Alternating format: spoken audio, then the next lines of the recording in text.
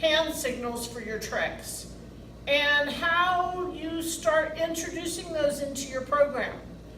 And it's pretty simple actually. As you teach a trick, for instance, if you teach set, you also want to integrate the hand signal, set, and pretty soon you can just go and the dog sets. So you kind of have to work on this as you teach your individual tricks. So first I wanted to talk about what the hand signals might be.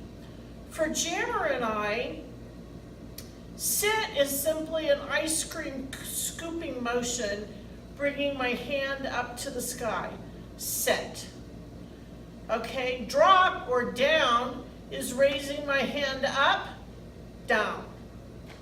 Stand, bringing my hand to the side, stand. Sit pretty, up above his head, sit pretty. Okay, counterclockwise, counter. Clockwise, clockwise. Okay, wave, might be like this.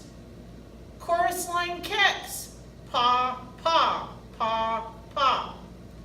Okay, those are some of the signals that I use. Come, for your recall, come.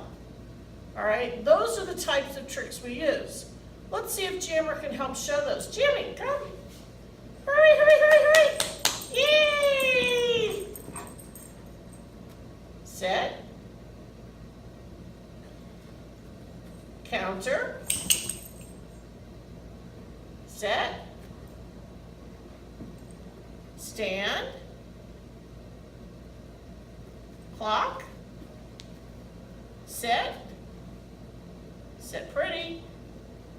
Good.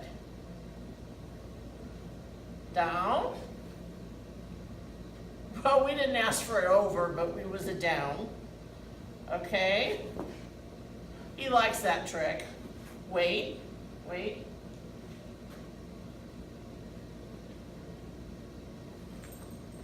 And there you have a come.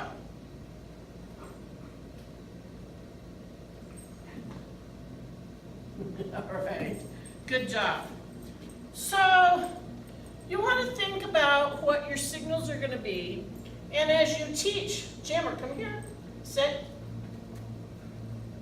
Use your word, your verbal word and your command.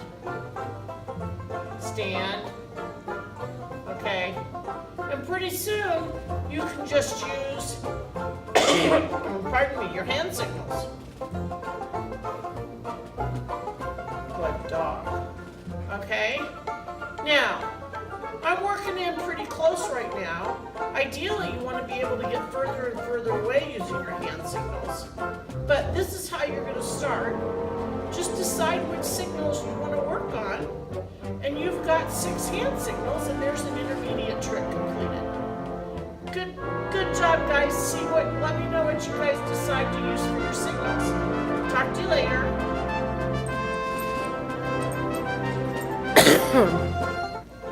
Good job, Jammy.